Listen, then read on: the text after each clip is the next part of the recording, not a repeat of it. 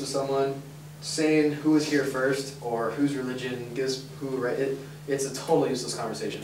I know who was here first. Anyone can open a history book and find out, but if you talk to someone that may not have my same political beliefs, you will never ever convince them by reasoned argument that this religion or this people group do not have a right to this area. Forget about trying to argue whose people deserves what place. Start thinking about this, that Israel is a state actor, and Israel as a country, as a signatory of the UN Declaration of Human Rights, as a signatory, just as a UN member, they are bound to international law, and they are breaking it time and time again.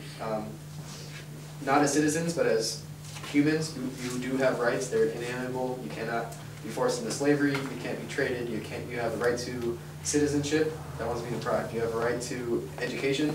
Continually being deprived. All these different human rights. You have a right to be free of forced colonized occupation. Being broken.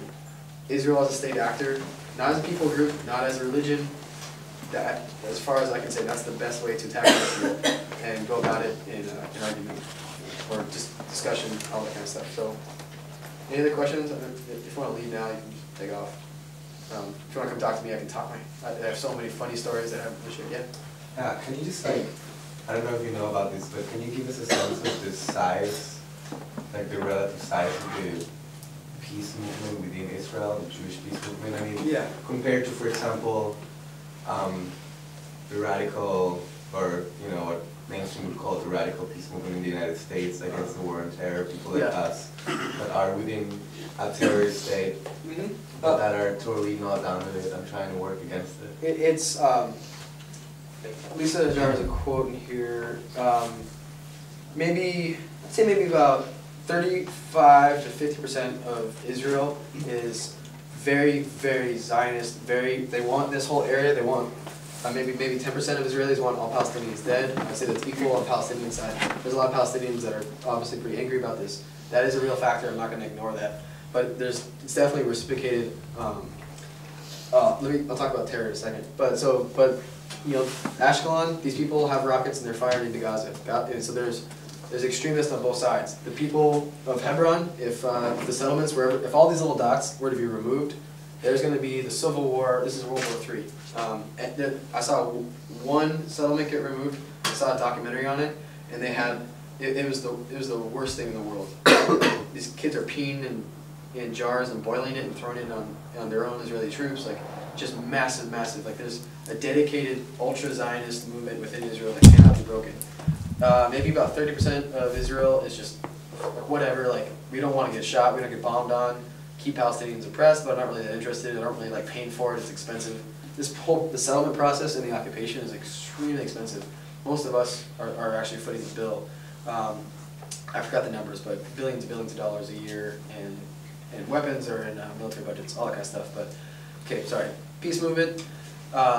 Maybe about 3% of Israelis are dedicated to really progressive peace. Maybe 1% of those are radical. I think it's the quote that Lisa Jar gives in this book.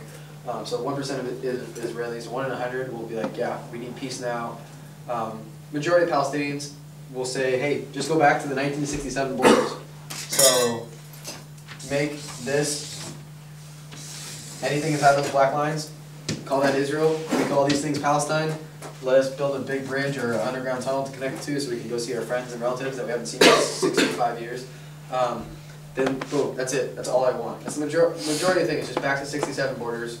Settlement issues. It'd be great if the settlements collapsed, but 67 borders. A lot of Israelis feel the same way. Some of them are. There's people here just like in their own community. I know people that are full U.S. out of North America. There's Israelis that are the same way. They have their bags packed. They're ready to willingly go back to their country of origin, of ethnic origin. But really quick, B'Tselem, the best human rights group that I think in the area, totally Israeli run. Yeshdin, the best and hardest to read reports on violence and military court partiality, definitely Israeli run. Peace Now, this is like a very kind of PC, kind of code pink, yeah, let's go get him, rock him, sock him, we're gonna go. That's their kind of thing. But they also have great information on the settlements. You want everything that I just said. I probably got from these 3 organizations, and a lot of other research, but like you could probably roughly have all the facts down, a good idea of all the current issues by looking at their stuff. Breaking the silence. I can't believe I almost forgot that. Breaking the silence is like our version of Winter Soldiers. If you, there's one of my friends that was an anarchist against the wall. We were talking like, yeah, like my roommate who didn't join the service, she's always called a traitor. Like I'm sure that you as an anarchist against the wall must be called a traitor. Like it's like, yeah, you know what? I get called a traitor all the time. But what I do, I take out my Purple Heart and I show them how I got shot in the neck. I served 3 years honorably for the IDF, and now I'm an anarchist against the wall. And so there are those people within the community. Rabbis for Human Rights. These 2 are Israeli-Palestinian groups. These 3 right here. So there are those forces. I forgot to mention terrorism. You hear that word thrown around a lot, terrorist group, terrorist action, all this kind of stuff. Terrorism is any kind of violence or coercive behavior that is meant to intimidate or scare a civilian population. So that's the real definition. It's not people in funny hats or people of Middle Eastern descent. That's it. It's any kind of action that's targeted at a civilian population to deter their actions. So that means, like the big thing in Gaza, this guy right here, he's a Hamas official. They used to assassinate him with sniper rifles. Now they just drop a bomb on him, usually actually a cluster bomb. Interesting to try and kill one person with a cluster bomb. So that means that every single person that's in the marketplace at the same time gets killed. Every single person that knows someone has been affected, and it's, what's the term for it? Collective punishment. Collective punishment, thank you. Collective punishment is the key. That terrorism, collective punishment as terrorism. Shutting down the water here because something happened over here, that's collective punishment. It's actually terrorism, but we don't have to call it that, especially not in AP or New York Times.